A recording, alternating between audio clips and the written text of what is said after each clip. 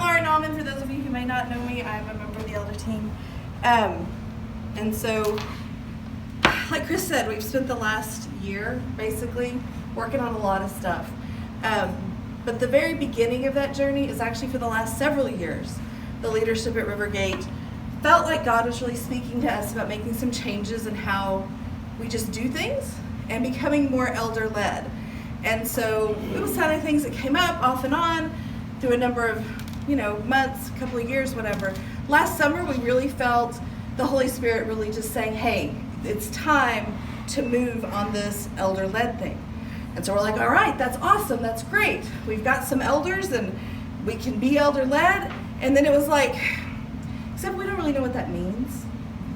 We had elders for a few years and had some various structures put to that and kind of job description kind of things. And but we kind of realized about this time last summer, we don't actually know what this means. We don't know everybody's probably read the scriptures that talk about elders. But what that really means for Rivergate and for those of us who were elders, and then also what does it mean to have a, quote, elder-led church, we realized we really had no idea. And so the first thing, we thought, okay, well, we got to figure out what this stuff means. So we started studying the scriptures and praying, and we called a big meeting of the leadership at the time, which was the elders at the time, along with the Watchmen, which is our prophetic council. And then we also invited GRG to come down, which is our apostolic oversight organization. And they sent some of their team down because they have elder-led churches, and it's one of the things they help their church members, their member churches do, is figure out what this means for them. And so we had an awesome time last summer where we felt like some definitions of elder and elder-led really kind of began to click with us. And that was influenced a lot by some scriptures that Megan's going to go over. The first one is Titus 1, 5 through 9. And this is Paul talking to, I think it's Timothy. No, Titus. Anyway, he's talking to someone. He's talking to Titus. He says, "This is why I left you in Crete, so that you might put what remained into order and appoint elders in every town as I directed you. If anyone is above reproach, the husband of one wife, and his children are believers and not open to the charge of debauchery or insubordination, for an overseer, as God's steward, must be above reproach. He must not be arrogant or quick-tempered or a drunkard or violent or greedy for gain, but hospitable, a lover of good, self-controlled, upright, holy, and disciplined. He must hold firmly to the trustworthy word as taught, so that he may be able to give instruction in sound doctrine and also rebuke those who contradict it." So that's both the process for appointing elders and also a description of what elders should be. And then this is from Peter. He says, "So I exhort the elders among you as a fellow elder and as a witness for the sufferings of Christ, as well as a partaker in the glory that is going to be revealed. Shepherd the flock of God that is among you, exercising oversight, not under compulsion, but willingly, as God would have you, not for shameful gain, but eagerly, not domineering over those in your charge, but being examples to the flock. And when the chief shepherd appears, you will receive the unfading crown of glory. Likewise, you who are younger, be subject to the elders. Clothe yourselves, all of you, with humility towards one another, for God opposes the proud, but gives grace to the humble. Humble yourselves, therefore, under the mighty hand of God, so at the proper time he may exalt you, casting all your anxieties on him because he cares for you. Be sober-minded, be watchful. Your adversary, the devil, prowls around like a roaring lion, seeking someone to devour." And then the third verse, all of these elders that are overseeing the church, this is the purpose for why they're overseeing the church. This is from Ephesians 4, 1 through 16. "And he gave the apostles, the prophets, the evangelists, the shepherds and teachers," that would be the elder role, the shepherds and teachers, "to equip the saints for the work of ministry, for building up the body until we all attain to the unity of the faith and the knowledge of the Son of God, to mature manhood, to the measure of the stature of the fullness of Christ, so that we may no longer be children tossed to and fro by the waves and carried about by every wind of doctrine, by human cunning, by craftiness and deceitful schemes. Rather, speaking the truth in love, we are to grow up in every way into him who is the head, into Christ, from whom the whole body, joined and held together by every joint, with which it is equipped, when each part is working properly, makes the body grow so that it builds itself up in love. So that's why we thought elder-led was the best way to go. Okay, so we kind of settled on a couple of definitions. So for elder-led, it talks about having a team of leaders who accept responsibility and accountability for the spiritual health and progress of a specific community. Okay, so basically it is, sorry, Stuart. That's all right. I like to walk about, sorry. The elders, for an elder-led church, believes you have to have a team of people who commit to providing oversight, which we use the term support, encouragement, and accountability, both for each other and for the rest of the body of that they're, elding. Creating the culture by defining what we celebrate and also examining what we've tolerated. And then also committing to intimate connection with each other, which takes a lot of vulnerability and a lot of willingness to be honest and open so that we can live a life that we can share with others and that can hopefully be replicated to the rest of the people in the body. So through the leadership and down to everybody that is a partner of Rivergate. Sorry, I'm flipping back and forth between two sets of notes. So elders specifically serve the community by embodying the God-inspired mission, vision, and values, which you'll hear more about in a minute, of the house, and supporting, encouraging, and providing accountability for the whole family to grow in them, starting with ourselves. So everything that you're going to hear from here on out when we start talking about our mission, vision, and values and other things like that, what we had to do is agree to commit ourselves to living that life first and foremost, before ever trying to expect it of anybody else or ever trying to help anyone else grow into it. We had to be willing to commit to it. And we felt like the only way to do that was a very, very strong connection and commitment to whoever ends up on that elder team. Because we have to be able to live this mutual devotion and vulnerability with each other first.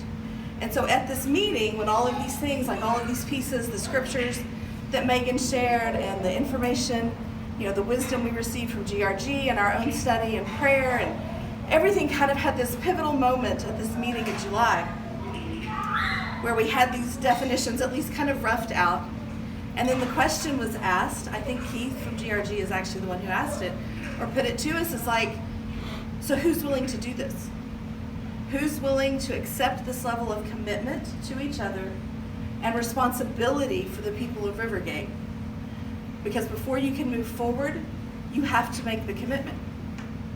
And personally, I sat there, I think Megan and I were talking about this the other day. I sat there at that table looking around at the people sitting at the table, some of whom I knew well, some of whom I knew very little, thinking, I'm not sure if I want any of these people that much up in my business. Just honestly. And I had some moments where I'm not sure that this is what I want to do. I don't know if I can make this commitment to give these people the amount of access I feel like they're going to require of my life. I was not real comfortable with that. And so I had to, it was a hard decision. And some people at that table said, this is really not what God's calling me to. I love the church and I love to serve, but this isn't my place. And people who had been on the elder team before stepped off of it. The watchmen, almost collectively, who had been handling elder responsibilities, and none of us really recognized that at the time, were like, oh, thank you. No, y'all have it, we're stepping back. We don't want this anymore. Thank you very much, with a couple of exceptions. They were super happy. You can ask any of them. We're going to talk about who they are in just a second.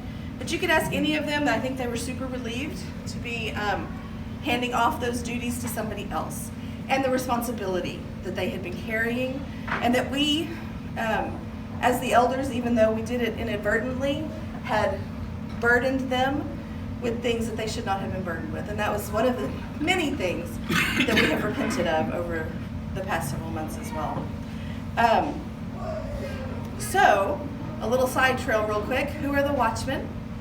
For those of y'all who don't know, the watchmen is what we call our prophetic council. We basically have a group of prophets who are called to intercede and pray and provide insight into the prophetic words that are given to this house.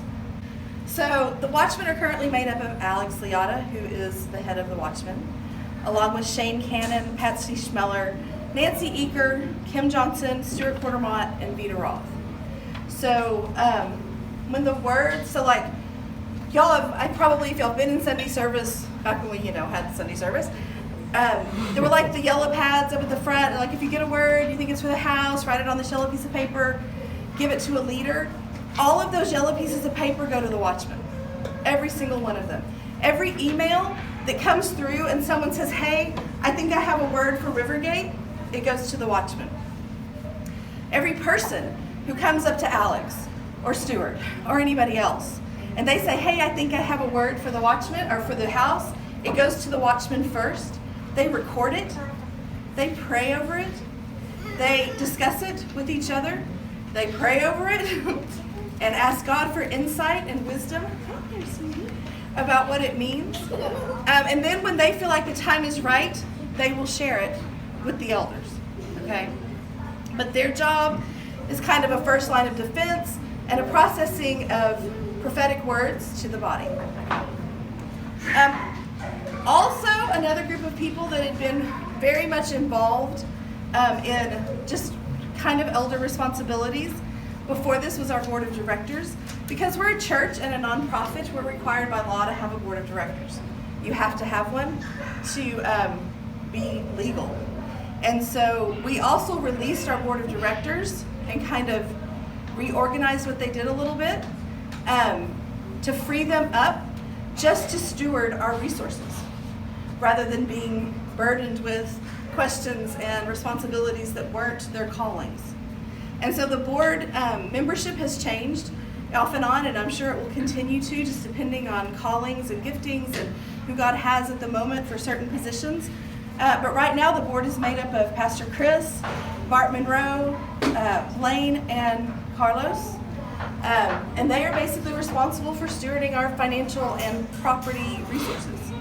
And so one of the things, and I'm going to introduce the elders to you in just a minute, but right now, one of these things that we figured out pretty early on after this initial commitment was made is that we needed to figure out how these three groups sort of interact and operate with each other.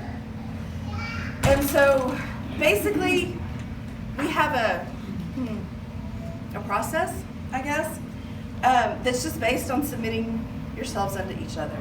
So what happens, for example, the watchman gets something from the Lord. They feel like it's timely, that it's something that elders need to hear about, like really quickly. Then Alex will come. The watchmen meet on Sundays. The elders meet on Thursdays. Alex comes to the elder meeting, and she has a little place on the agenda for the watchmen. And she says, hey, this is what the watchmen are thinking. We feel like we need to hand this off to the elders.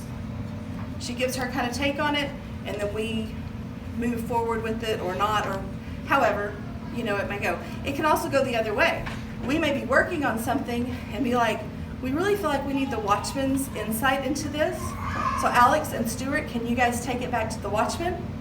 Pray on it, talk about it, process it with yourselves for a little bit, and then come back and tell us what you think, because we just need some extra insight into this. And it works both ways. When Alex brings us something from the watchman, she just comes and gives it to us, and it's like, it's up to y'all what you do with it. And it's the same thing. We give them something, and if they come back and say, man, y'all are really heading down the wrong path, we're like, okay, we'll stop. Same thing with the board. If the board has an idea about something they think the church should do, and they're really very much positively behind it, and they bring it to the elders, more than likely we're going to say yeah, because we trust them to know what they're talking about. There are some things that we have ideas about that need financial resources. Therefore, we let the members of the elder team who are on the board take it back, and then the board discusses whether it's feasible, whether it's God, whether we're crazy, or what, and then they come back with their decision. But the thing is we honor and respect the input from each of those other two groups into what the elders do. And it's super important because they hold really, really important roles in just the overall how Rivergate functions and the direction that we take. And so it's really been great to kind of figure out those relationships. And there were some kinks along the way and some things we didn't handle, well at the beginning. I mean, I'm sure there will be things we don't handle well in the future too, because we're people. I mean, but at least we have a process that we recognize and we try to follow it. And the main thing goes back to that mutual devotion, submitting to one another and honoring the call that other people have on their lives and letting them speak to us, And I think as long as we maintain that, even if we have miscommunications or we make bad decisions occasionally, I think, love covers a multitude of sins, and I think we'll be fine. All right, so finally, I took a little side trail to tell you about the Watchmen and the board since I was talking about them.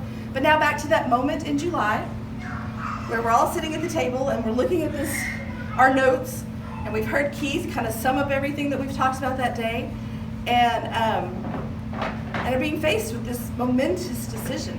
And you guys, it felt momentous in that moment. It just felt heavy, that there was a weightiness to it. Like you're taking a very serious step here. It should not be taken lightly. It shouldn't be taken flippantly. And you shouldn't get on this team if you just think it's going to be all fun and giggles, because it's not. So we all metaphorically signed on the dotted line. And the people who stepped into that and agreed to the weight of responsibility that was being offered.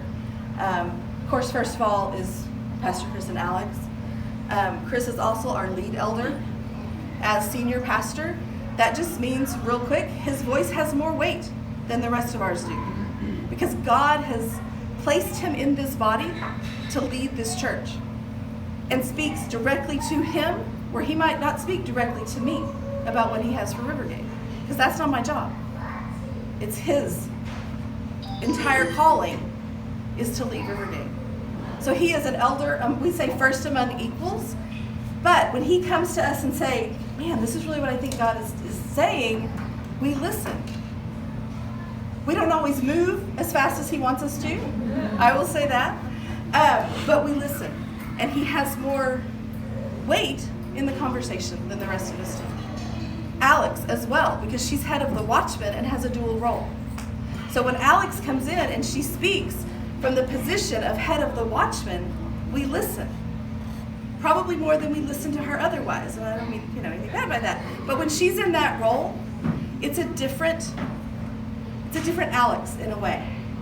And we listen and we give that voice more weight because of where they stand for this house. Next on that is Blaine and Tracy. Of course, the Leotas have been here. It'll be 10 years in February, in case y'all didn't know that, which is awesome. Hard to believe. Blaine and Tracy. Blaine's our executive pastor. He is incredibly gifted in strategy, in how to make things happen, how to make things work. And again, although I don't think this has ever been officially said, we give Blaine's words a little more weight as well. That's true. And I guarantee you we don't move as fast as he wants us to move. Almost ever. Because Blaine is like, let's go, let's go, let's go, let's go. Nobody moves that fast. Nobody moves as fast Not as even Blaine. But we respect and we value the gifts, and the reason God placed him here has a lot of weight, again, in this group. Yes. Blaine's been here 2.5 years? Yeah. Tracy's been with us for about a year, and she's not with us tonight because she wasn't feeling well, but Tracy is quiet. Those of y'all who haven't got a chance to meet her, she's not Blaine, and she's not Pastor Chris. She is quiet, a little more reserved. However, she carries great wisdom, and whatever she speaks, and sometimes that's when she's forced to speak, because every once in a while we'll be like, Tracy, what do you think?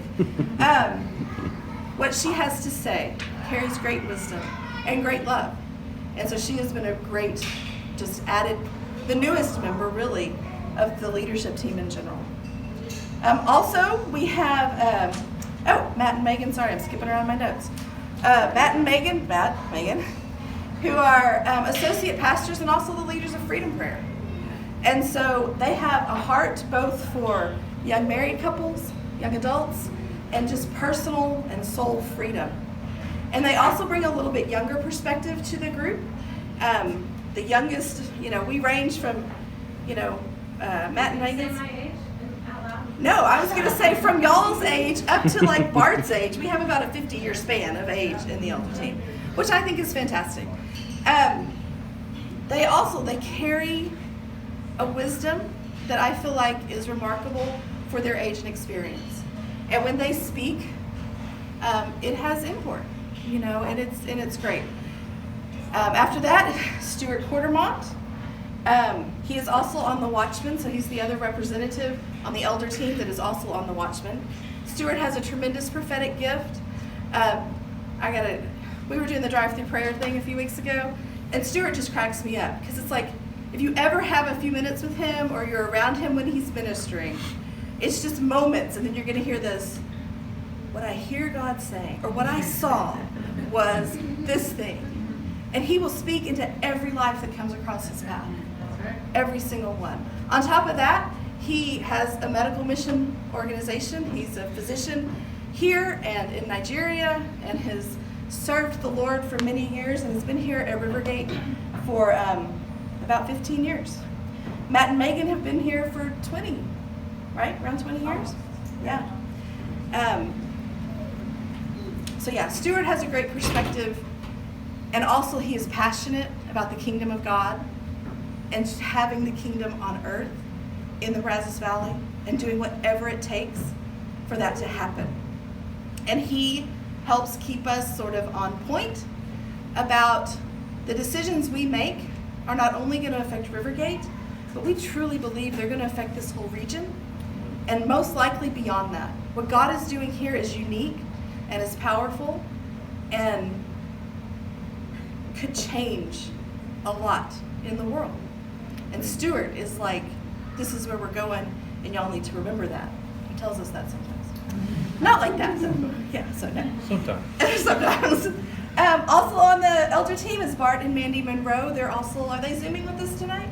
I'm not sure. I think so, yeah. I think they are. They're social distancing and staying at home. They are the oldest members of our team. Bart's also the board's treasurer. They've been with Rivergate for about 9 years. And Bart is incredibly gifted in a lot of things.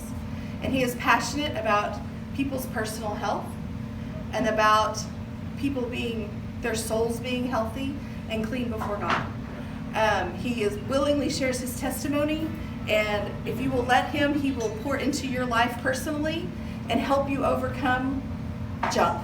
Yeah. And I've experienced that myself with him, and it's amazing, and he's awesome. Mandy also is one of our quieter members, but again, when she speaks, it is with a tremendous amount of grace and love, and when she does decide to speak, it is incredibly insightful. And so again, the quieter people tend to get run over by those of us that aren't so quiet. So every once in a while, we do try to be like, hey, what do y'all think? Because you're not talking. Darlene Beard is also one of the ones who signed on the dotted line that day. She's been here at Rivergate for about 15 years, but she's been active in the church, in this community, for a long time. She has seen God do some amazing things here, and God's also put in her heart much bigger things that are coming. And she is kind of like Stuart. She is the one who keeps our focus, not just on us and the people here whom we love, but also on the area and the region. And what can we do to impact our region, for God? Yeah. And Chris and Darlene are both on a city leadership team. Yes. Which is super. And Stuart. And Stuart. Oh, sorry. So yeah, on the one Sorry. team. Yes. So, and Could then you- also I feel like Darlene. Could you say that one more time about the citywide? Okay, Stuart and Darlene and Chris are on a citywide ministry leadership team. So, and represent, Rivergate at that level, which is really cool. And I also think Darlene just is the embodiment of Christian hospitality. Along with a few other ladies in our church, like Vita and Velvet, she just is grace and hospitality embodied. And that is such, I think, a lovely, lovely thing. And then the last people on the elder team is myself and Drew. Drew's not here tonight. Today's his birthday. We've also had a graduation with Nikki this weekend with all my family in town, and Drew was kind of peopled out, and he was like, I think you can do I offered. I was like, don't feel bad if you're done. I'll go. It's okay. Because I could tell. He just wasn't feeling it. Not that he didn't love everybody, but he knows his limits, and so he was like, you can't do this tonight. He's our master launcher. He's the master launcher. Drew is also one of the quieter members of the team. But speaking from my own personal experience with him, when he does decide to speak, you should probably listen. I mean, you know, I can sit there and talk for an hour, and Drew can say in a sentence what I've talked about for an hour. And with more impact and more just purpose to it. And so he is not, there's some meetings that he'll say nothing at all. But he listens and he processes. And when he feels like he needs to, he will speak. And as Stuart said, we sometimes do these things called launches at the end of meetings where it's like, hey, send us out on something cool. It's actually something we learned from Eric. And Drew, just off the fly, anytime, can say things that are just like, and pull in examples from history or sports or whatever, and you're just like, where did this come from? So all of y'all who know Drew, just start going up to him and asking him for a launch. It'd be hilarious, but do it. Because he'll be like, what? But he'll give you one, and it'll be amazing. We also, Drew and I lead the youth ministries at this time, and we've been at Rivergate for 30 years. We actually started coming. I'm going to go off my notes just for a second because I'm almost done. We actually started coming to this church about 30 years ago now. It was the summer of 1990. We were engaged, and the church we had been attending had just fallen apart in a really bad way. And there was a Christian school here at the time, if y'all didn't know that. And Drew's mom and sister were involved with the school. And so they really loved the pastor. And so they're like, hey, why don't we just start, all of his family, went to the same church, and they all kind of moved here en masse. And so we started coming to what was Bethel Temple. And like I said, we were engaged, it was 30 years ago. And we have written out a lot of stuff. And some people know the recent history of Rivergate, Bethel. Most of y'all in this room don't know the older history and don't know what we've experienced. Drew served on the board multiple times. We served in the nursery. I taught a 3- and 4-year-old Sunday school class with Drew's mom. It was crazy. I don't know how she talked me into it, but she did. We taught 5th and 6th grade Sunday school. We taught middle school, high school Sunday school. We were youth leaders back then for a while. We worked with women's ministries and men's ministries. We worked with families. Kids, of course. I think most of y'all know that we worked with kids for a really, really long time in a lot of different capacities. There was a time that all we did was the Wacky Wednesday stuff in the summer because we really didn't want to be here. But we kept them. We were just ghosts. But here's the thing, and this is what I've shared with the elder team several times. When I was I was young. I was 20 when we started going here. When I was about 19, my brother went to a Spirit-filled church in Brownwood, and his pastor taught on the apostolic movement. This was back in 1999, and where God was taking the church more than 30 years ago. And I was so excited. I was recently Spirit-filled and really had just recommitted my life to God, and it's like, oh my gosh, this is so amazing. God's going to do all these things. The church is going to be different and all this stuff. And then it doesn't happen, And yet I remember, and then not only does it not happen, but then horrible things happen in the church with leadership, with people we love, and different things. And things would happen here at Bethel. And we would sometimes have people close to us say, y'all need to get out of that church. It is not a healthy place. You need to leave. But every time we took it back to the Lord, and we were like, what do you want us to do? What do you want us to do? And what he said is that y'all can leave and I will bless you. I will bless you wherever you go because I have a call on you. But if you stay, I promised you that if you stay, it will be worth staying for. It will be worth it. The hurt and the, just all the ugly. And so, like I said, sometimes we just pulled back and we were just us. And we had a bunch of little kids by that time. And we just did our little thing and we went home. And eventually, after Chris and Alex came here, we started moving into greater leadership responsibility again, tentatively, hesitantly. I told you I sat at that table looking at the people going, I don't know about y'all. I don't know if I want you in my, I don't know if I want to do this, because it's a scary thing to open your life to somebody else. But what I can tell you after 30 years almost to the day of being in this place is that what God is doing now is what he promised. And what God is doing now is what I heard about from that pastor in Broadwood, Texas 31 years ago. And he's doing it here in this place with all of you and with us. And so that's why we're here. That's why I took the chance and signed on that dotted line. Because I had a hope set before me that I wasn't going to give up now. And it has been worth it. It has been hard. I've left elder meetings angry. I have left them frustrated. I have left them saying, I'm done. I don't want to do this anymore. I don't want to deal with these people anymore. Okay? But the fact is I made a commitment to God and to those people that I would do this and I would do it for the long haul. And I don't regret it. And I don't regret the 30 years that we spent here that got us to this point. And I see that promise closer than ever before.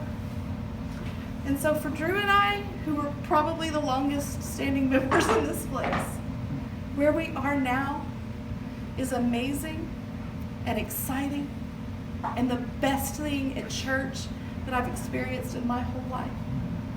And our heart is to be able to share that with y'all and for y'all to catch it and learn it and love it as much as we do and love each other as much as we love each other and as much as we love y'all.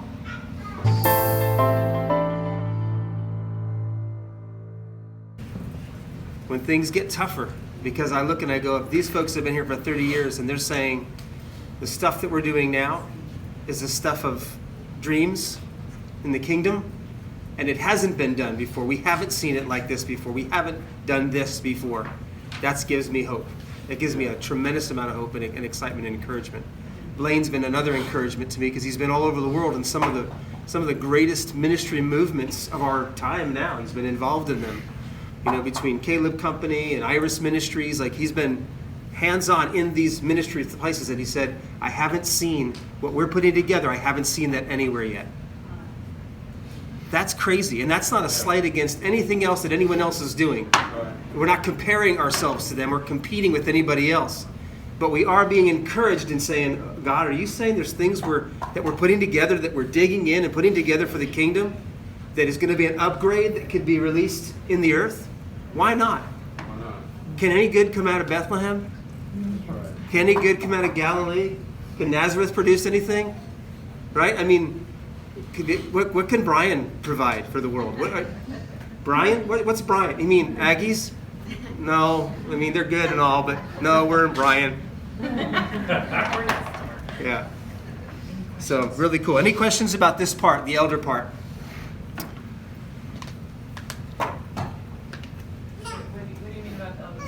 In other words, this has been about elders, watchmen, and board, this section here. Any particular questions about what we've seen? And yeah.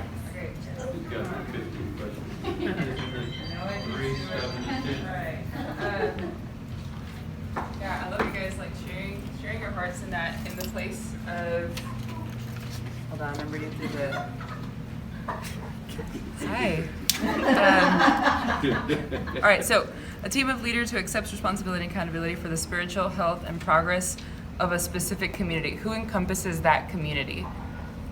Specifically, it would be considered Rivergate. So like, but for everyone, like each member, right? Like not just, yeah, sorry. That's okay. Well, I would be good to hear exactly what you're getting at. Yeah, so like for example, I think of, I guess like even like other conversations we've had of like the idea of like group of leaders versus like every person, like saying like we have like personal accept responsibility and accountability for like each person that wants to be a partner of Rivergate. Good like, question. Directly. There's a yes and no answer for that. Okay. So the yes is yes, this whole body, right? And that does mean individuals, because that's the only way you get a body is through individuals. But the idea that each elder would be personally responsible for every person that would one day say this is their church home, that's kind of not right. I mean, that's not only a little irrational, but it's also not very biblical, right? So we would say that we don't see even the first century church doing that. We see the elders instituting also deacons, who then took responsibilities to go out to individuals. We see that the need for that ring, those extra rings of leadership to turn and steward relationships around them. So Is that what you were asking? Yes. And then what are like when you say like biblical and stuff, like just to be able to like go back and like read those portions of where the elders like put in like deacons and stuff in place, like where would I find that? Acts chapter 6. Okay. Anybody else? Any elder type questions or about those teams, about how they're put together? So, and elders, can we get just a yes or no on this? We know that exactly what we have and exactly how it's all running is exactly the way it's always supposed to be, both now and forevermore. No. No. Okay, we're all one on that. So we're still learning this. We have these general senses, and then it's like, okay, how does that show up in this moment? How does it show up in this moment? We have individuals that we are mentoring and helping to steward their lives, but we also recognize that there's a degree to which there's other things that God's called us to do, can't be done if we're the ones that everybody feels like, I have to be tapped into that person. So that's part of what we're in the process of doing now, is putting things together to keep empowering the next rings of folks so that the body is ministering to the body. That's that Ephesians 4, right? So that each member doing its part builds up the whole in love. Chris, Yes, sir. you mentioned deacons. Could you talk about who falls into that role within this? It's great. Right now, we kind of look at our ops team leaders as our version of a deacon, right? So diakonos is the Greek, became the word deacon in English. It basically means a servant. So we kind of look and say that we have people that serve in various capacities of leadership throughout the church, and those are kind of like our deacons. So Mike is the deacon of worship, and others who lead on that team would be considered deacons and deaconesses, right? And we see that actually both of those terms in the Bible, so female deacons, deaconesses, whatever, but we've got leaders that just lead in different capacities and serve in different ways. So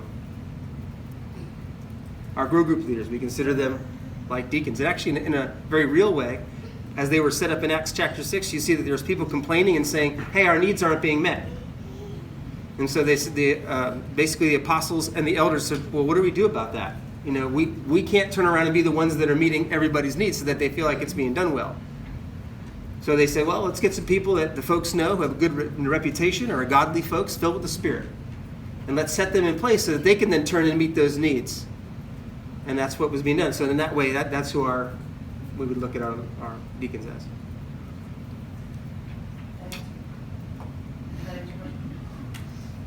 Okay.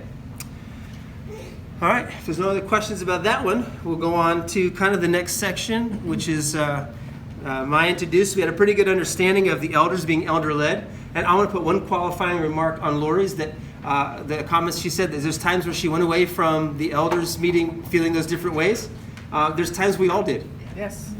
There's times we all did. We were like, oh my goodness. And it was hard. Each of us either was, in some ways we were stepping up to new levels of weight. In other ways, from my perspective, I was stepping back from certain unilateral decision making. There's things that I could no longer just say. And that's where our course was going. And that was hard because I still had most of the responsibilities that I had, only less authority. Anybody ever relate to that? Right? So that's kind of hard. So you're kind of dealing with that. And there's times where we'd come to the meeting and we'd have this dialogue about, hey, I feel like I can't even scratch my butt in the office without calling an elder. And that's not the reality of it, but this is how I'm feeling. And there are people are like, well, that's not on us. We didn't tell you had to call us for that. And, we're going back and forth on that. Okay, all right. And realize sometimes it's just our own desire to honor that's holding us back in that, And so, these are things that we've worked through. And I'd say, really, we've worked very well through those. Whatever's coming in the future, okay, we'll just keep working through it. But some of those tough ones are pretty far behind us now. And there's a lot of nights, most nights, I would say the vast majority, like 80 to 90% of the nights, where we just walked away, Alex and I both saying, my God, this is so good. I can't believe the people that we have, like these relationships, these friendships. I can literally say anything in that room, and I am safe. And it is good. It is not held against me in a court of law, but I am held up to the courts of heaven in it. Like, that's the beauty of it. So it is. It's gorgeous. All right. We had a good understanding of elder-led. Now what? All right. So we said we've got this call and this mandate, and I'm going to do some reading out of this so that I'd rather read than riff and take too much of your time. I want you to be able to ask questions. So we have this mandate to serve the people and also reach the Brazos Valley and beyond. But we also didn't recognize we needed to convert and develop the beauty of our culture and our assignment into something more intentional and reproducible. Does that make sense? So we felt like we had this beautiful thing and these great things that God wants us to do. How do we convert that into something that's intentional, so we're actually going after it, and reproducible, that it could be passed on and move out further? That was our responsibility. We had to do that. So we started pursuing these questions. How do we answer that call? So we go to GRG and say, all right, guys, give us some more direction. And they said to us, you need to take a fresh look at your mission, vision, and values. And then we started, of course, as we did with elder and elder-led, we said, let's define those terms. What do the words mean to us? And you probably saw the video. I won't repeat all that, but we didn't come up with the right answer for what values means or the right answer for what vision or mission mean. We came up with a shared answer. We just said, we're just going to take one answer. To us, it'll be right, because you can look these up and find 10 different definitions for the same thing. All right, so values, here's how we define values. Mission, critical convictions that guide our conduct and create our culture. Mission, critical convictions. These are these deep things that we feel and sense, and we consider them to be mission critical. In other words, if we don't have this, even if we're doing the thing we said we were going to do, we're not doing the thing we said we were going to do. Does that make sense? So even I come up with, in other words, the ends don't justify the means. Our values are the means. That's how we're going to be that's who we are as we get there, right? And they guide our conduct, so we hold ourselves accountable to behaving a certain way based on these convictions, and they create our culture because they tell us the things that we are going to celebrate and the things that we're not going to tolerate. And we find that that's how culture is created. The things you celebrate, the behaviors, the way of being, the things that you celebrate create your culture. And then the things that you tolerate also create it too. Right? So we learn that there. The feel of a community is the atmosphere created by the shared values. The feel of a community. All right, so that was our definition, and you've gotten that before in a couple different ways, and there's some sheets that we'll hand out later that have that on there too. But then it was a vision statement. The vision statement is this clear, definitive statement of what we want and what we want the world to look like once we've accomplished whatever our mission is, right? So the vision statement kind of answers the question, why does Rivergate exist? In other words, why have we come together as a community? Why do we organize around anything at all? Why do we do this? What is it we're looking to accomplish that we think doing it together will help us do it better than doing it with a bunch of people alone trying to do the same thing? So we had to really boil down and come down to what that was. Then the mission statement. And we're going to get to what the statements are in a minute, but the mission statement is this. A clear, definitive statement of what we're going to do day after day that once it's been accomplished is going to result in the vision being accomplished. In other words, if this is the vision statement, to make every place look like his place, to make every place look like his place, if that's our vision statement, then what are we going to do that? Well, we looked and said it's to empower people to live like Jesus. Together, if we will engage this, empower people to live like Jesus, then we believe every place will begin to look like his place. More and more and more in unfolding measure, right, in maturity. All right. So, Any questions about how we've defined the mission, vision, and values? What those definitions are?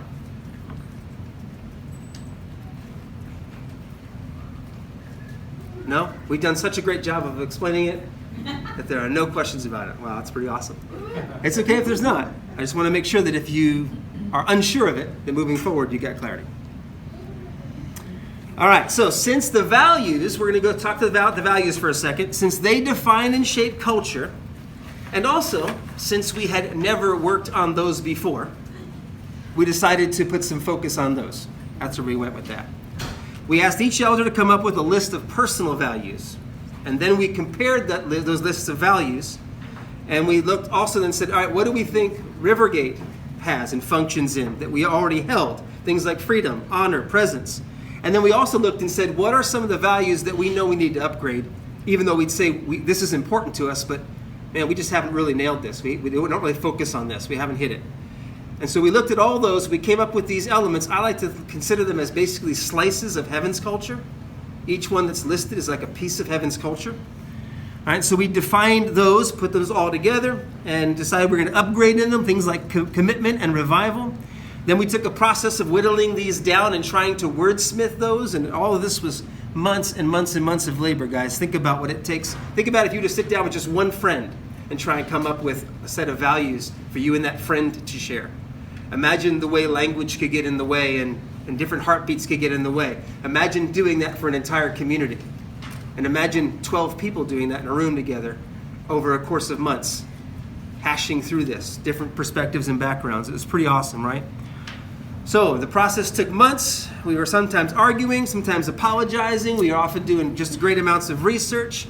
There were beautiful tears. I mean, especially I'd say during the wordsmithing times, like when Lori and Megan and myself, we did a lot of the wordsmithing after we kind of came up with the general concepts. And we were literally finding ourselves just weeping before the Lord and saying, God, like, this is going to become a value. Like, this is going to be stated here. And we're saying to you, we're going to embody this. We do to some degree. We need to do it more, but we're stepping into it. We were literally on our faces. And for some of us, it was like we were on our faces for different values. Like yeah, these are cool for me. I feel super excited and comfortable. And this, oh God, the conviction was hitting me like, I surrender, man. I got to go to the next level here. So it was pretty powerful. Tons of research.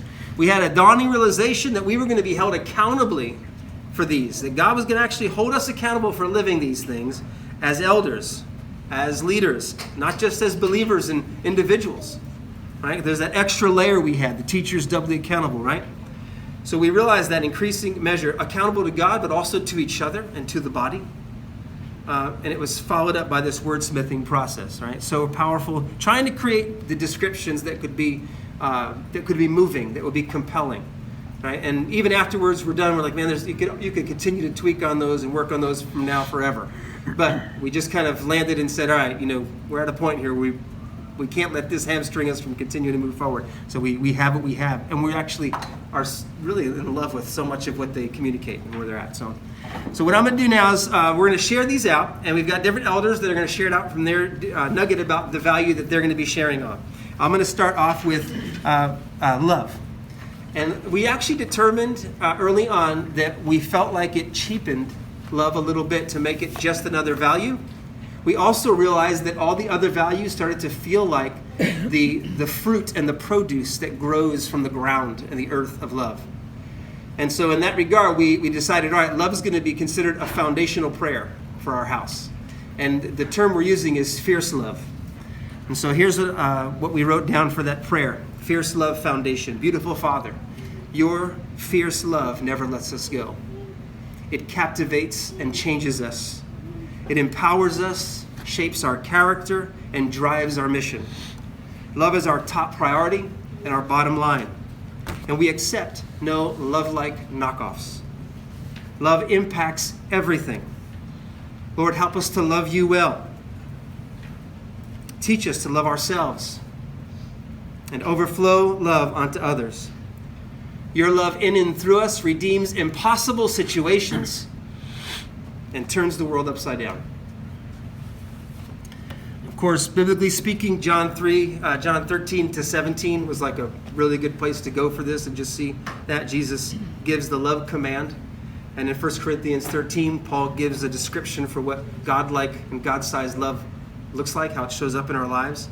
And I've also noticed too that our commitment to this, when we wrote it down and dialogued it, literally opened us up to love in a better way. But I would also say this. We started to notice that it breeds just as much scrutiny as it bears fruit.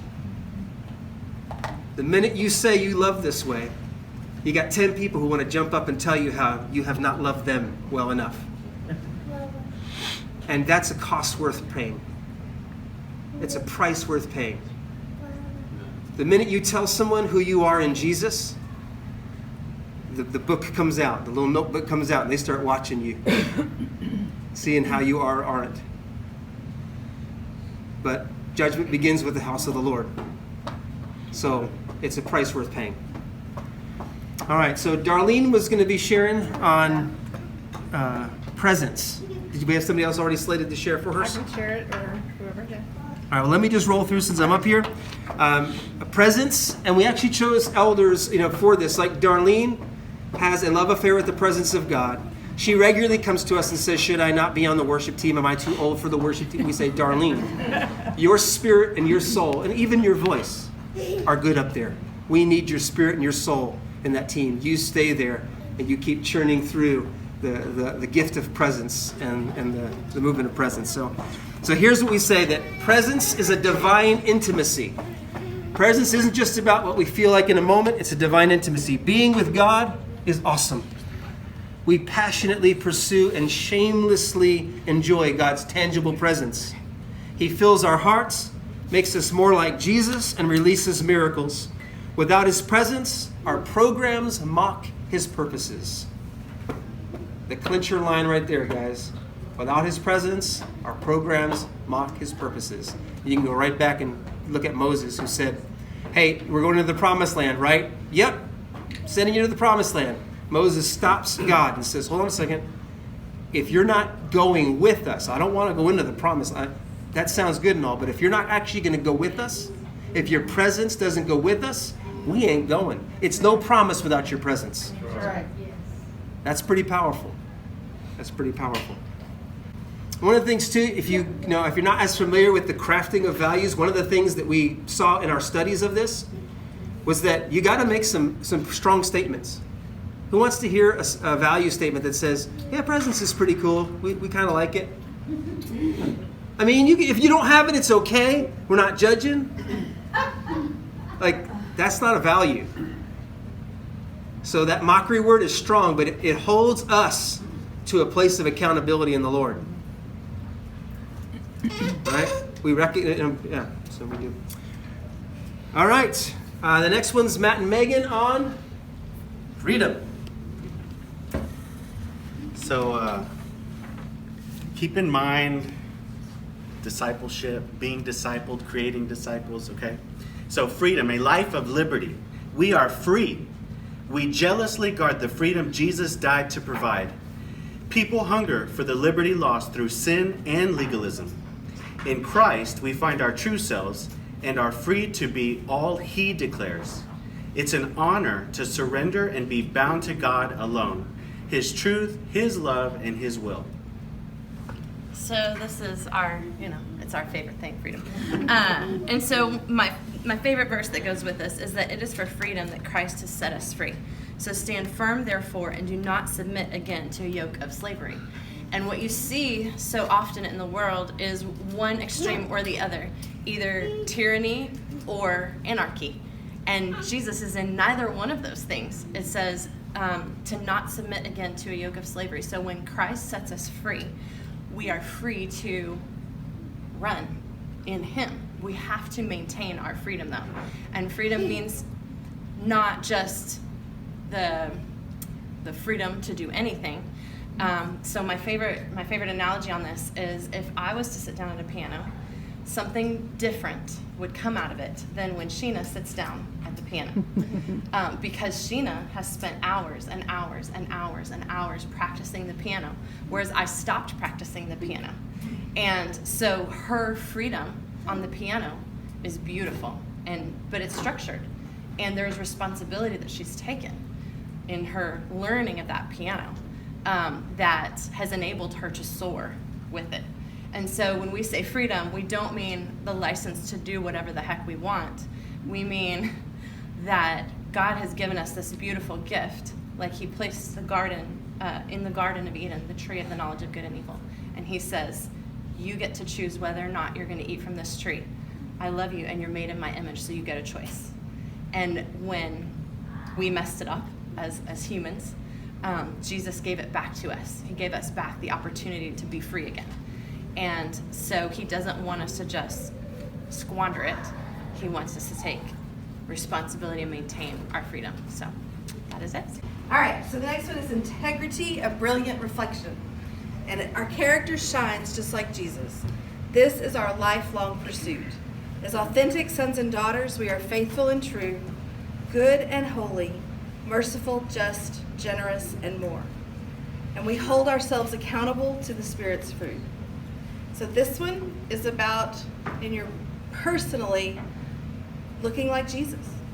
Being a child of God means reflecting who he is in all of these things. And those words like faithful and true, good and holy, faithful and true is what's written on the lamb. Yeah, come on. You know, that's what's written on the thigh of Jesus, is faithful and true. But we are his children, his sons and daughters. And that means we are that as well. And we're good and we're holy and we're merciful and we're just. And all those things that can describe God should describe us as well. The fruit of the Spirit, you know, love, joy, peace, patience, kindness, goodness, gentleness, faithfulness, self-control. Those have to be who we are. But not only that, it's one thing to say, I want to be this. I want to be like Jesus. I want to be like God. But this is saying we're holding ourselves accountable to this. And we'll hold each other accountable to this as well. So that means I can tell Alex, you're not being very merciful right now. Yep. Or whatever. Because she's agreed that she wants to live this way. And so that little nudge at the end of this one is that it's not enough to just say I want to be this. It's agreeing to be held accountable to this by people in your life. Because it's real easy to say I want to reflect Jesus if nobody's actually there for you to, you know, to see it. All right. I'm second best to Tracy. She was supposed to do this one. She's not even be here, so I'll do my best for it. The next value that we have is honor, a mutual devotion. I'll read it first and then just riff just a second. We see God in everyone. We are champions for his image, and our relationships reflect heaven's culture. Respect, justice, unity, and a celebration of variety. We are encouraging, not critical, supportive, not enabling, secure and thoughtful, not defensive, offering accountability, not judgment. We treasure the kind of honesty and vulnerability that stretches all of us. That's a tricky one. It takes a lot of pain and effort and patience and love. That fierce love is that foundation that carries through. But when you catch the understanding, the glimpse, that when you're talking to somebody and interacting with somebody, you are interacting with a son or a daughter of the living God, made in his image. And he values that person with all that he is and all that he has, enough to send his son Jesus to die for that person. And when we're interacting, especially in ministry, we are taking his creation and we're holding each other together, stewarding one another's lives in his name. And that is fearful and wonderful. And we'll do well and we won't do as well, but we're going to be committed to this mutual devotion and honor. Amen. Commitment, a radical surrender. We are all in. We refuse to live selfishly entitled. We fearlessly surrender our time, our talent, and our treasure, humbly giving God our absolute best. We're an interdependent family. each contributing as we consume. And we've abandoned our right to quit on each other. I chose this one because loyalty is a big thing for me. And so commitment is a big thing for me. And I think about the scripture when it says, Romans 5:8, but Christ proved God's passionate love for us by dying in our place while we were still lost and ungodly.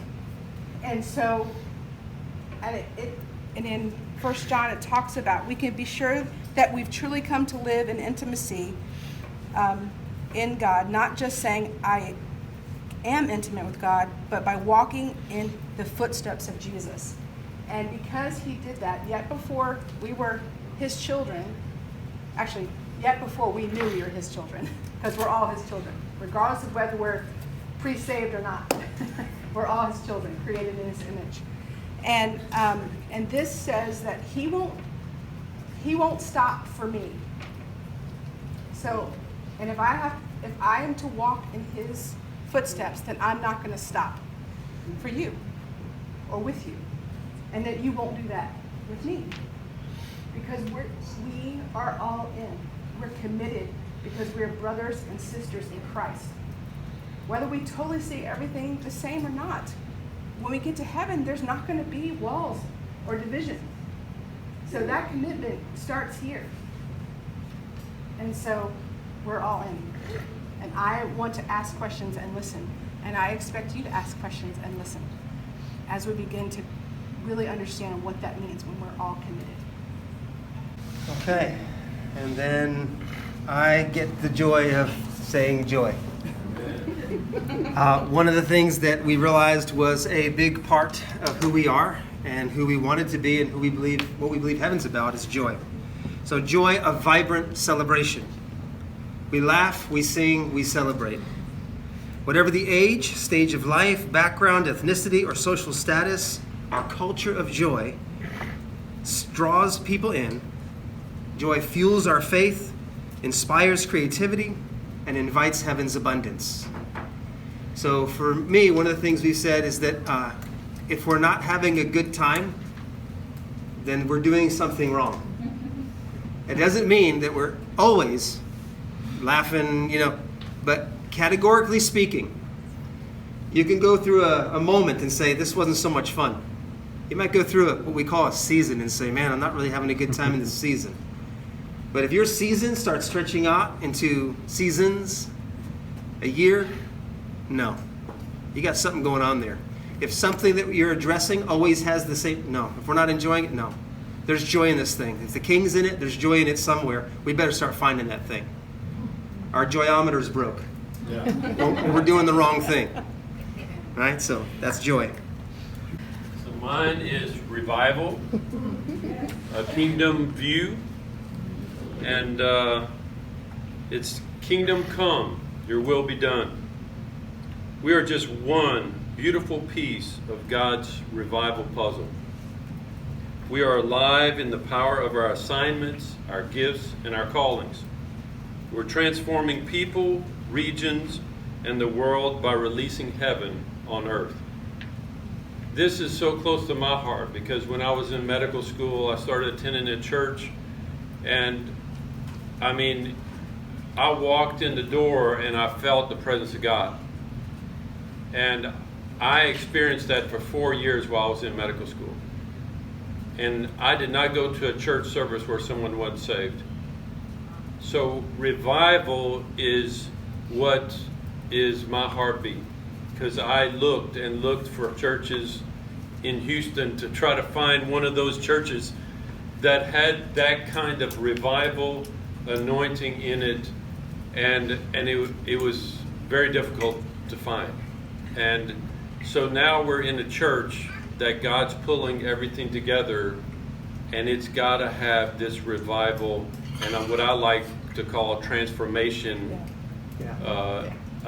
value, so that we believe that not only our church is transformed into what God wants it to be, but our whole community is such that, we even have a word that this area will be considered a cancer-free zone. Can you imagine? I mean, people traveling from Waco and Houston to come here because they heard that when you get here, you get delivered of your cancer. Yeah, come on. Yep. I mean, that's revival. Yeah. That's transformation. Yep. And so I just love that value and what it represents in our body.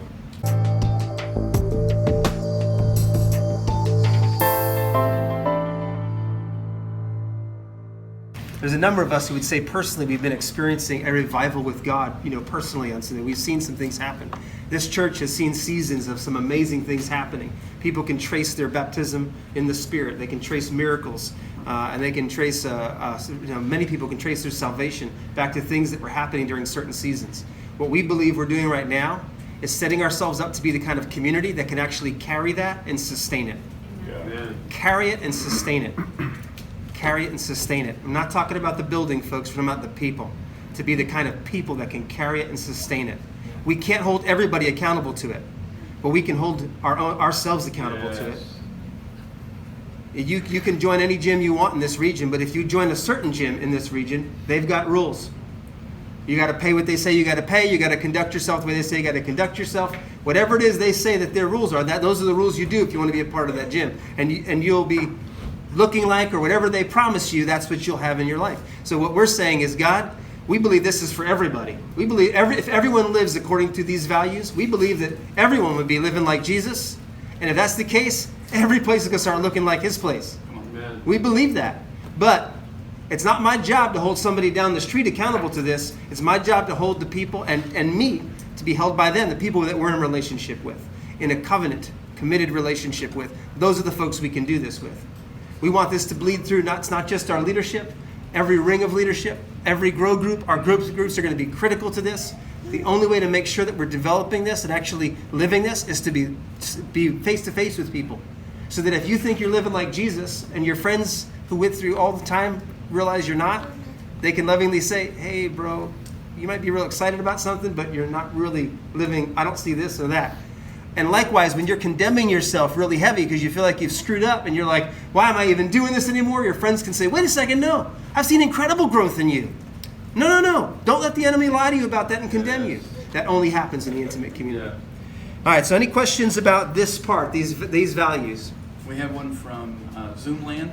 All right, awesome. What do we got? Okay, so the question came about for presence. What if we're doing something that God has spoken to us, but then in the moment we may not feel the presence heavily? Sometimes presence is subjective. So how do we as a body gauge whether things are being done with or without the presence? Who gauges what is just a program versus something actually pushing forth his purposes, even when we don't tangibly feel the presence? Excellent. Yeah. Great. So everybody hear that? Yeah. All right, so the question is, how do we gauge that? How do we gauge the presence? Well, the first one is this. Let's get the performance mentality out of the idea of presence. That's right.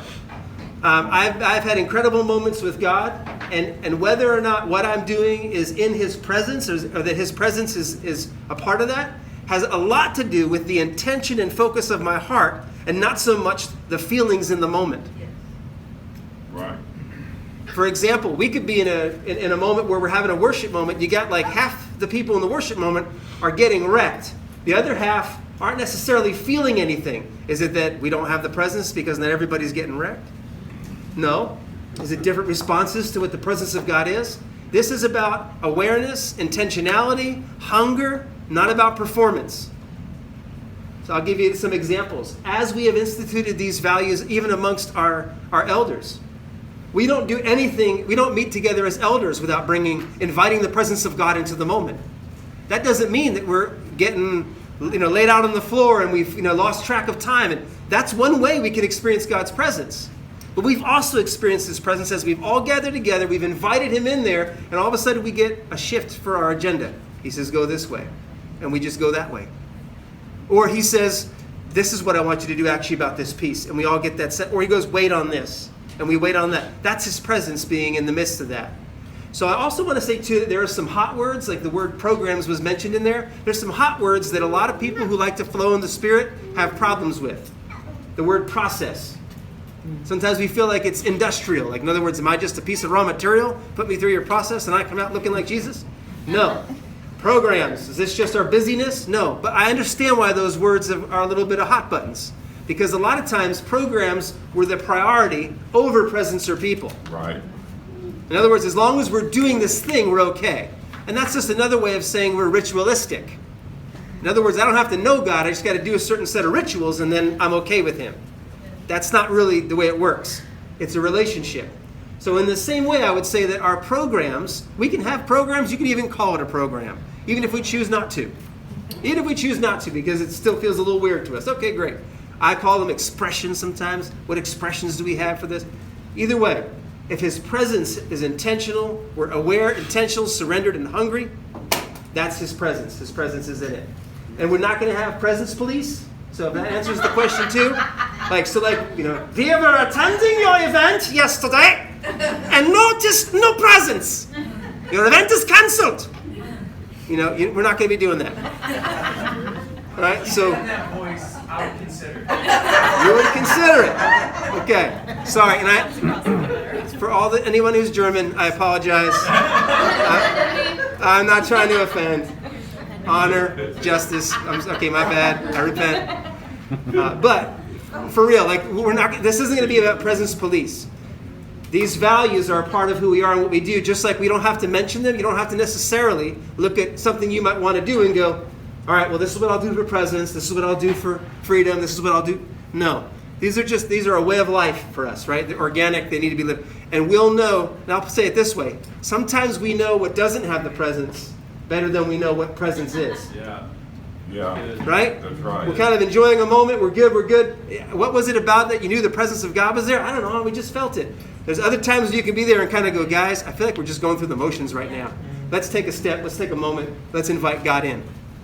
Does that make sense? Yes. I hope that answers the online question, the Zoom question. If it doesn't, tell them to Zoom again and send us another comment. All right, any other questions? Yeah, I think I have. It's been developing. This is interesting. I was just wondering, and I know it's been encompassed, but what does it really look like for you to equip someone like maybe me, Hannah, or Mike, to look like Jesus? What does that look like? And I know a lot of I know there's things that have been touched, but that I'm casting out demons, healing the sick, preaching the gospel everywhere I go, and living a lifestyle. What does that look like here?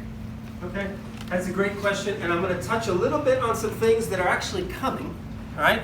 But we have certain things that we've already done. For example, we took that vision statement we mentioned earlier, and I won't go over it, but we took a vision statement and created a mission. The mission, we said, okay, these are the values.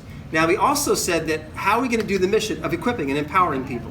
All right? And we use the word empowering more than just equipping because we feel like empowering gets equipping, it gets a lot of other pieces in there.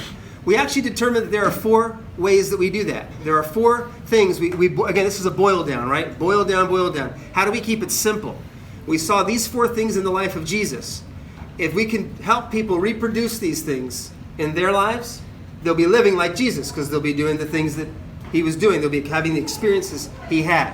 Then after that, we're going to say, all right, well, those 4 things, what are the specifics? What are the details? What are the expressions? What are the programs? What will we do that we actually organize around that's intentional that we repeat? That's what a program is, right? We organize around it, make it intentional, so we can repeat it and reproduce it. What will those things look like? So those programs and expressions, we are still working out some of those details, but we have the 4 things. We believe presence is one of them. In other words, we see Jesus constantly with the Father. He's always talking about what he saw Dad doing, what he heard Dad speaking. These are the things he was about doing. He peeled away to get alone with God, and he invited God into the moments when he was with his close and intimate friends. So presence. We can't get away from presence. You can't begin to live the life of Jesus without it. The next one was people. We saw that he intimately connected himself with people. He had his intimate ring of folks that heard the down dirty details and the secrets of the kingdom. They got all that immediate attention with him. Then there was this 12 that were there. And then out from there, it said that he wasn't even baptizing people, but his disciples were. there was these rings, right? The feeding of the 5,000, he broke the bread, gave it to the disciples. They turned around, gave it to others. Who turned around, gave it to others. Turned around, gave it to others, right? So this multiplication thing's there. But people, intimate relationships. We often say the character of Christ is formed in the crucible of community. So until you're living intimately with people, our character is debatable. You know, are we really growing it? So it was presence, then people. The next one is the power, and this is where like freedom ministry, trainings, and equippings go. And we've got a lot of stuff we're dreaming and talking about in this particular one because it's one of the ones we haven't really done really well. It's been more caught than taught, more moments here, moments there, trying to get it through messages on a Sunday, and hopefully you made that Sunday and that kind of stuff. Or we had one teaching for a couple of days, and we're realizing we have got to be more consistent with our training and equipping and freedom pieces. So that's the third one, and that's the power piece. And the last one is purposes. Actually holding people to activating what they said they learned and believe. Holding them to activating on it, which is things like sharing the gospel, things like whatever inventions God's given you, whatever ministry serving He's given you, whether you're serving the body or you're serving the lost, and both of which are everyone's responsibility. We don't get to pick or choose what we're doing. Living like Jesus, we see Him serving the people that He was intimate with, who believed, and then we see Him serving those who did not. Like all of that. And we're realizing that those four things, that if we can develop a strategy of ensuring that those four things are vibrant in who we are as a group of people, and then we're holding our partners accountable. And you just got to say it, guys. Like, this is where we kind of go, who are we eldering? Well, God's going to hold us accountable to those who said, I'm a partner here. So if you're just a tender, okay, like you can attend and glean what you want. But we're kind of looking and saying, God, it's a big enough job anyway.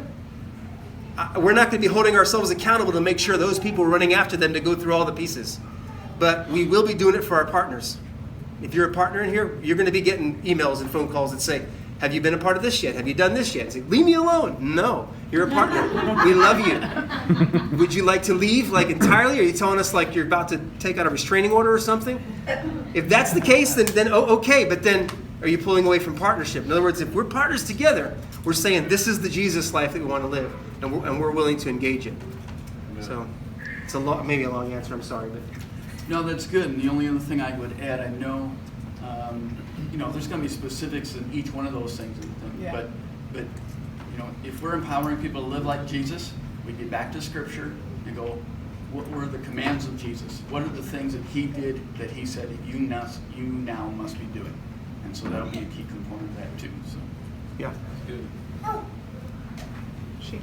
Sheena.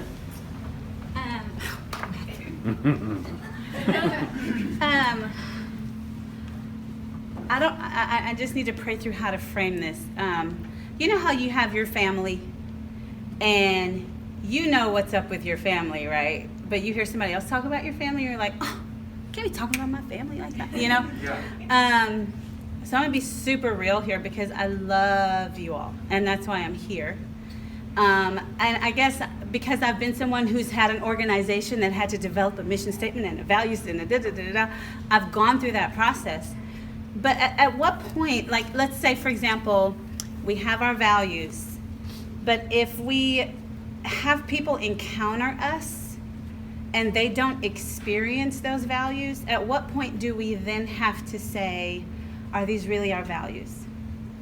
And the reason that I'm saying that is because we can't live in a reality where we put this on paper, so therefore that's actually what we are, right?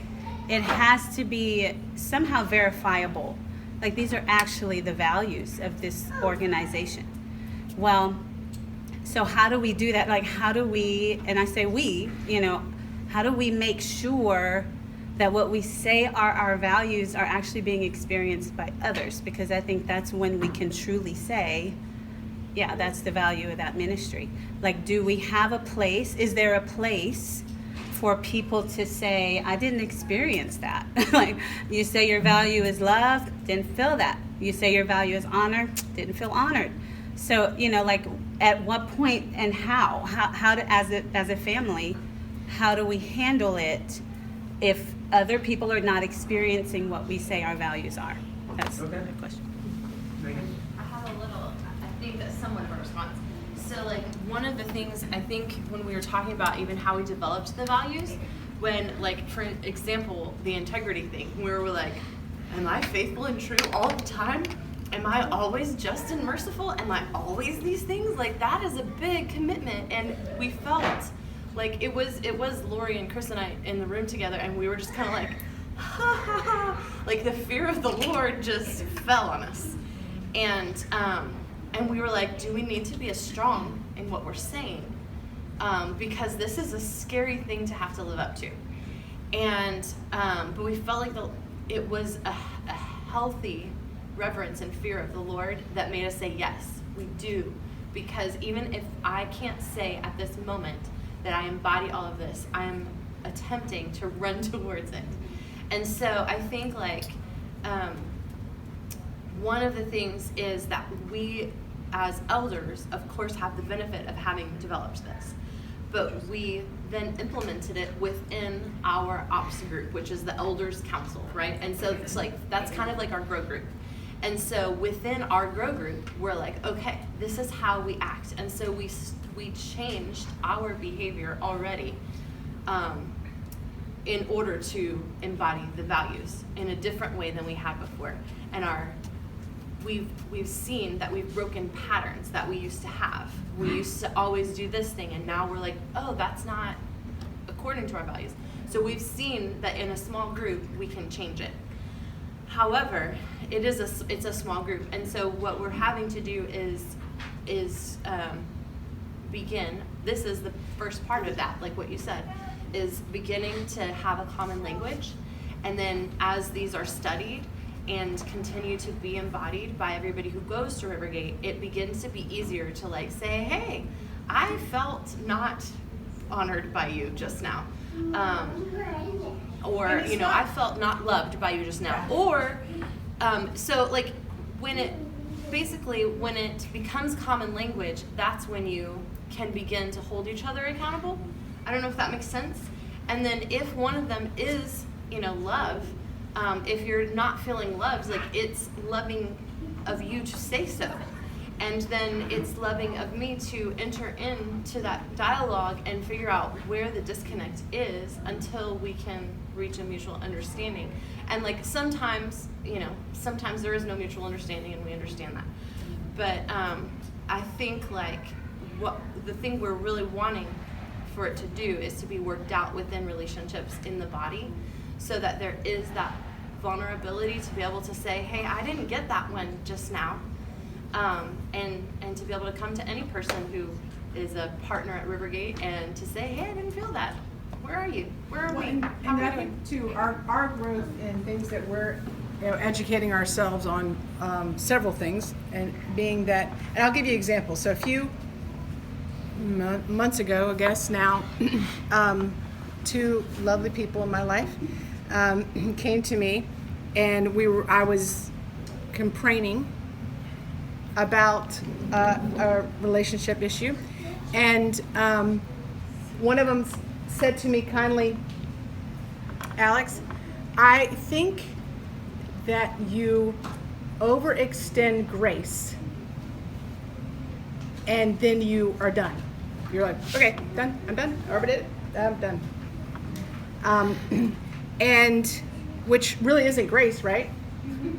It's not God if I can't do it anymore.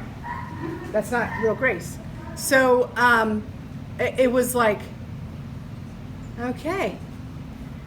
It was a pinch for sure. And then I had to walk away and think about that. And I asked for more information because that's important. You need to ask for information, and you need to listen. Not just hear, you need to listen.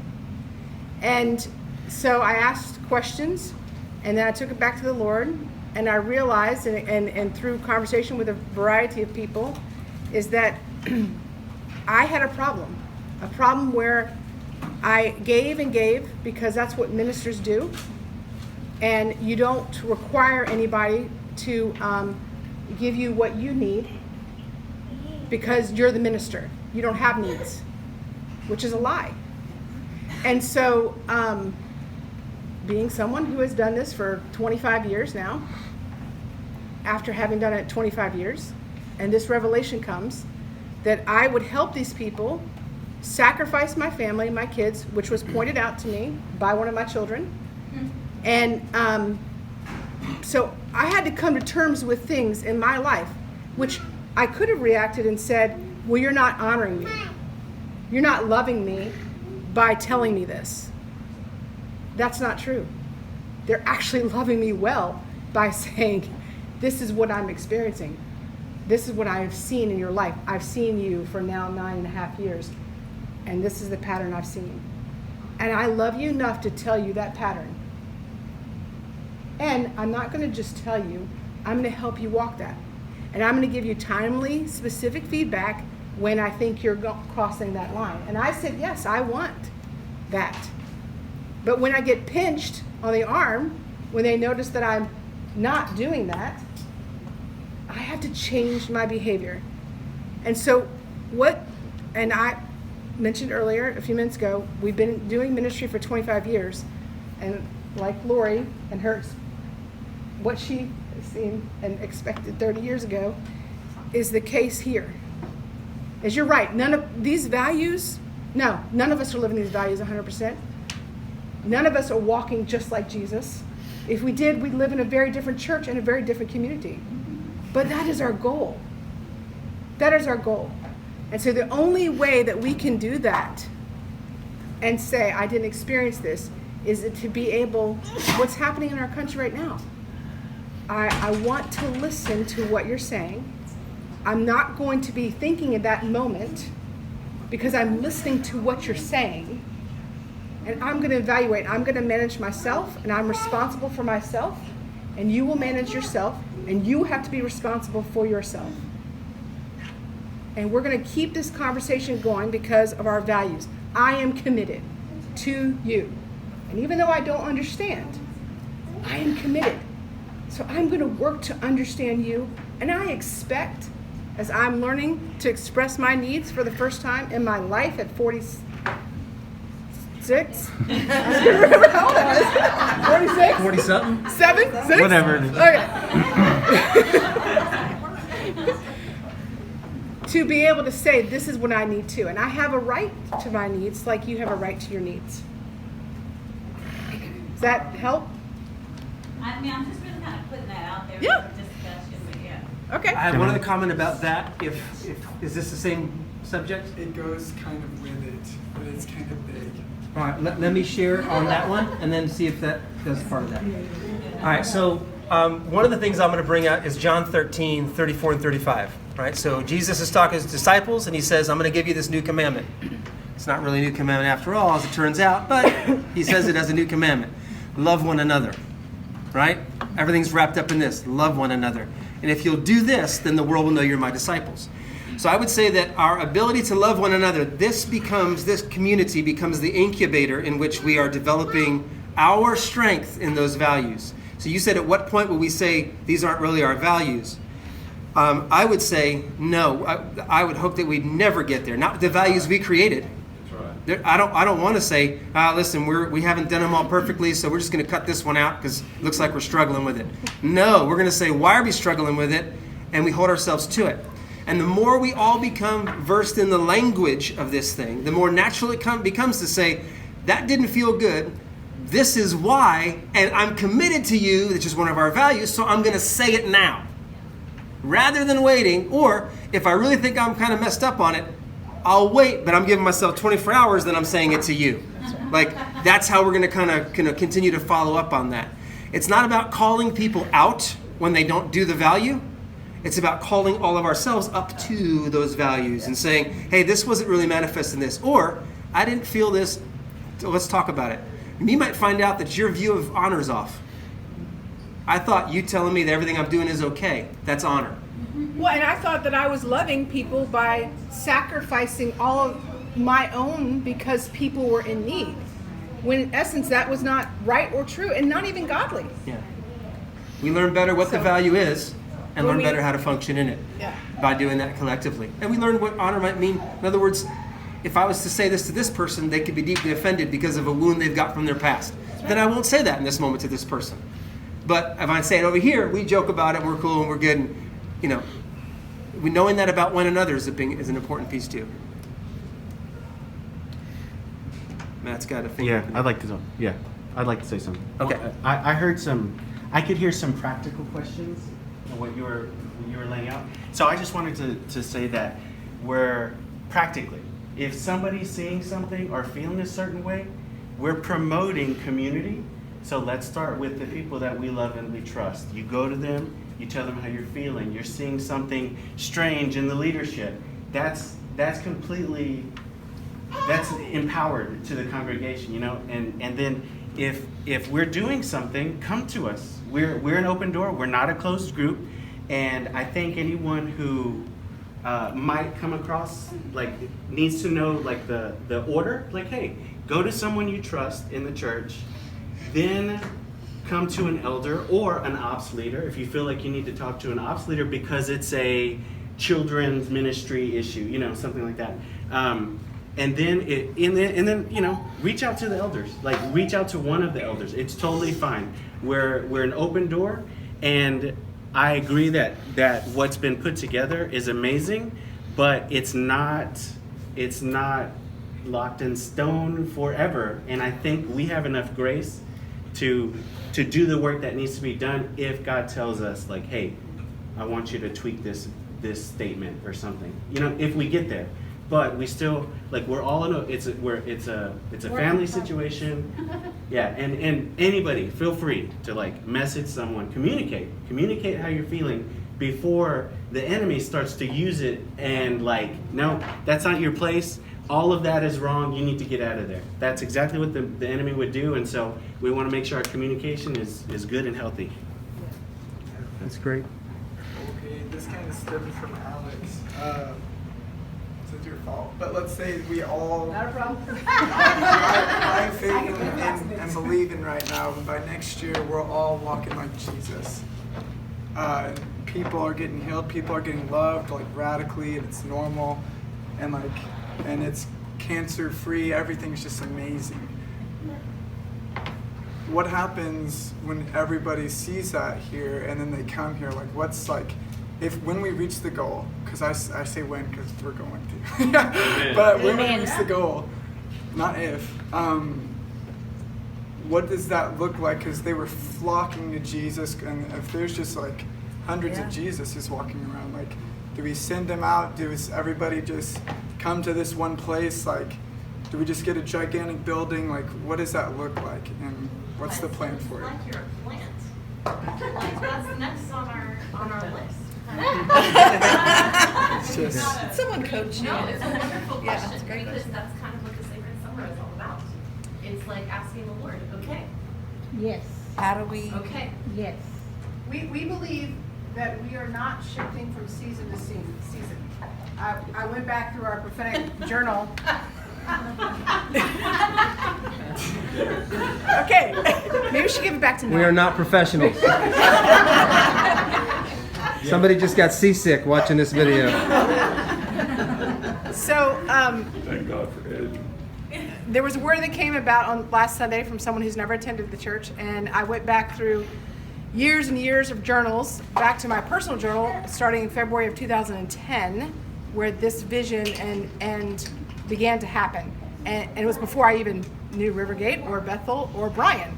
And so and I tracked it throughout my journals and our prophetic council notes.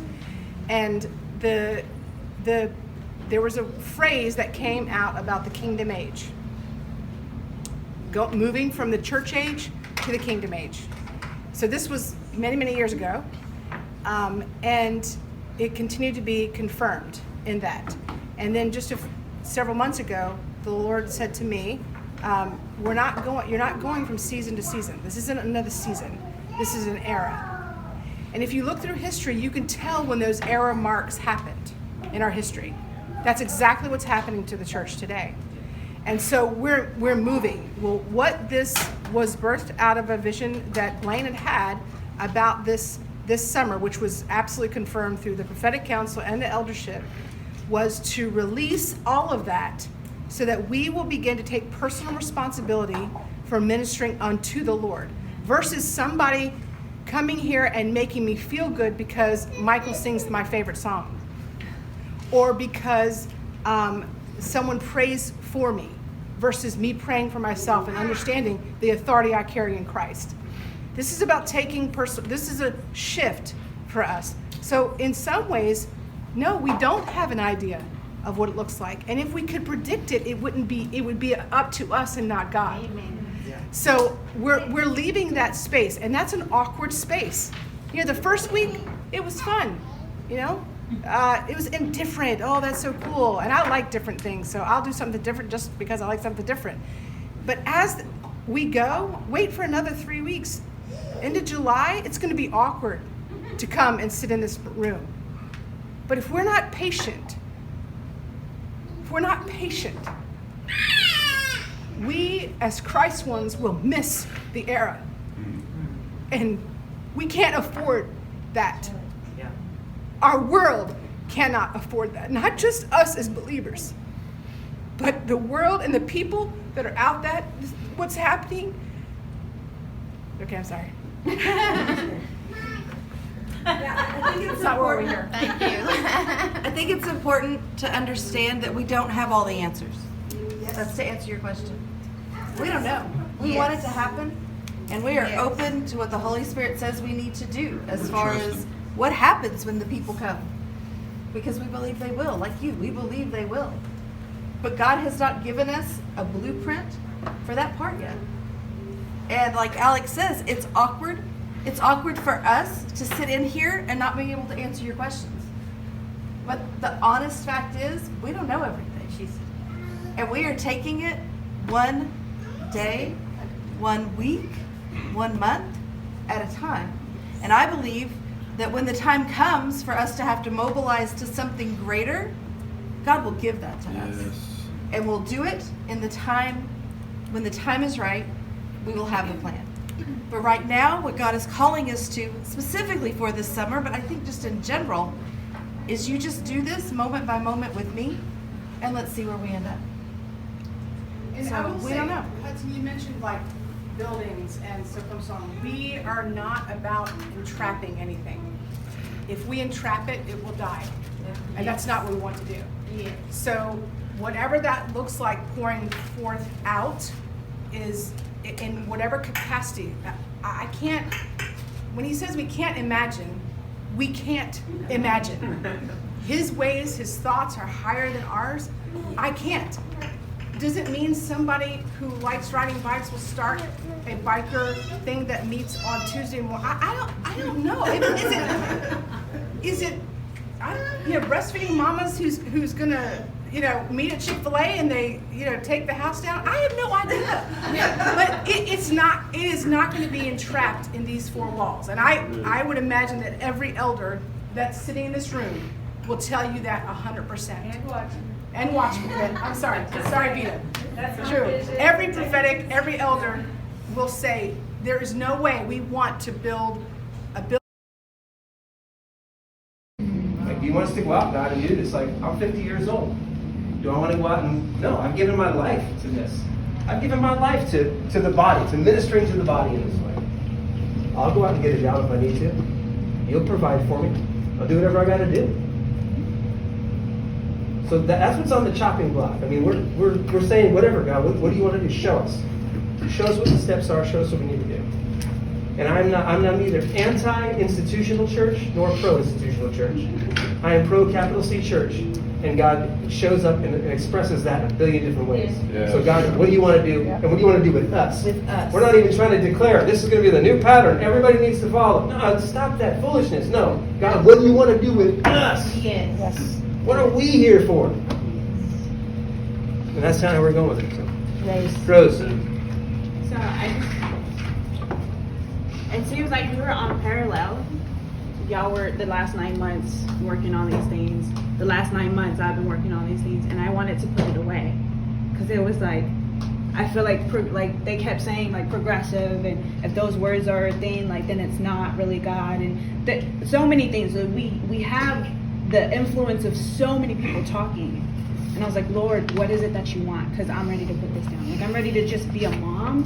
And if I just go to church and come back home and minister to my son, then that's good enough. Then I'm good enough with that. And I realized, I think I told you, and I sent you an email, I want to be a billionaire, just, for the kingdom. And I was like, that sounds crazy. And I realized I had to look at my heart, and I was like, I was doing it because I wanted to prove a point. And I had to lay that down too. So I'm in the middle of 3 things that are like right on top of me. And we talk about, like you said it and Anna said it. I remember sitting on Anna's sofa.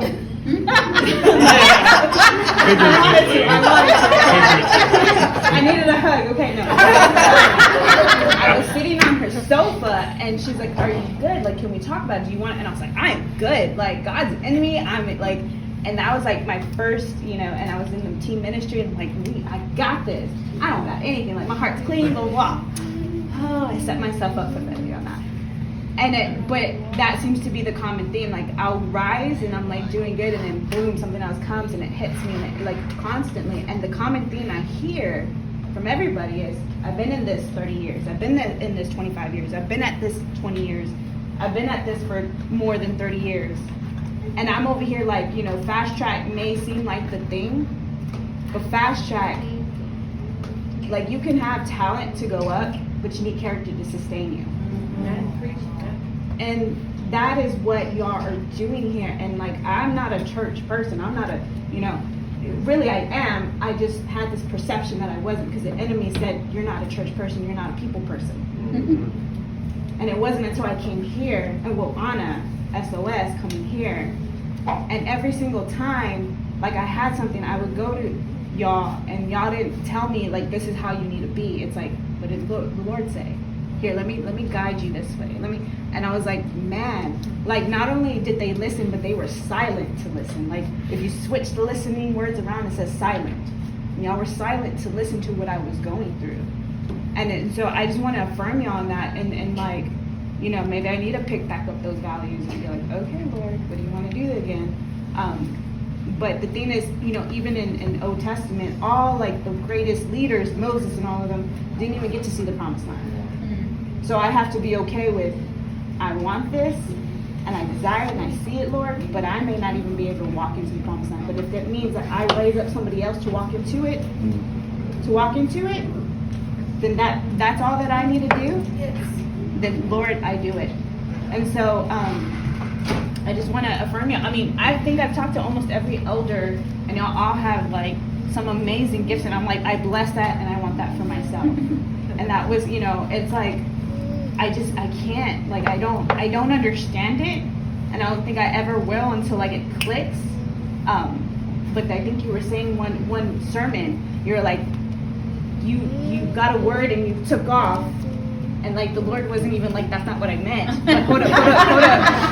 And then like, hold up, let me see what he does.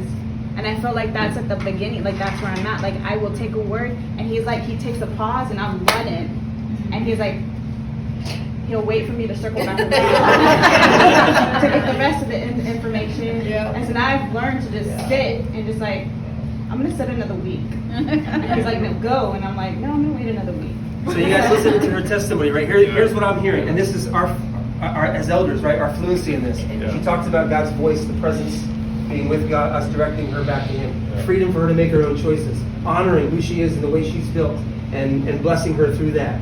Being committed to one another. She's been in conversation with, and you're seeing all the values are showing up. They're showing up just in this one testimony. Like, they're showing up. So I think that's something too, that there's something organic about these. These are not, it's not a list to put up on the board and say, where have we messed up, and what do you know? It's basically saying, these are slices of the kingdom of heaven. This is slices of the culture of heaven. Let's walk in it. And could somebody else say them another way? Yeah, they could. Somebody else could put different language to them. And you go to another church, they say, well, they say it this way. Great for them. Good for them. Praise the Lord. And I hope they're living it. Like, good for them. This is the way God's speaking them through us. And this is how, how we're living them. So I have the same experience as she does. And I realized, too, that I have to drop all of the things that I believe church has me in. Because I'm at that door that I want to run and quit. Not quit on the Lord, but like what church I think is in this capsulated experience, that it may be real or not, and I have to be willing to die to that and lay it down and pick up what he's doing even when he's not doing anything, and that it's okay, because that's where I'm at too, and just align with waiting. Yeah, And I am, like, that's why I came today, because I need, I know in my heart of hearts that he never wants us to give up on the church. He doesn't give up on it. He died for the church. And so I have been hanging in there for many years in different places, but I have that tendency to want to run. And I'm just confessing, I have to drop what I think or expect to lay it down and expect something different. And because this is a new era and there's no way of knowing, it's completely changed, and we do have to surrender to be able to be framed in a new way. And Absolutely. I'm surrendering to that. That's good. That's good. From what church is to who church is. That's a big part of what God's doing right now. Getting people away from what is church to, no, who is church? Who is church? All right, so we're at 8 o'clock. Hold on 1 second. We're at 8 o'clock. We made a promise. I will stick around. I'm good to be here.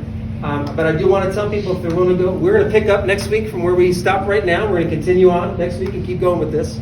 Right? Okay. So when I'm saying that to be able to say anybody who's like, hey, I was counting on the 8, I want to head out, feel free to go ahead.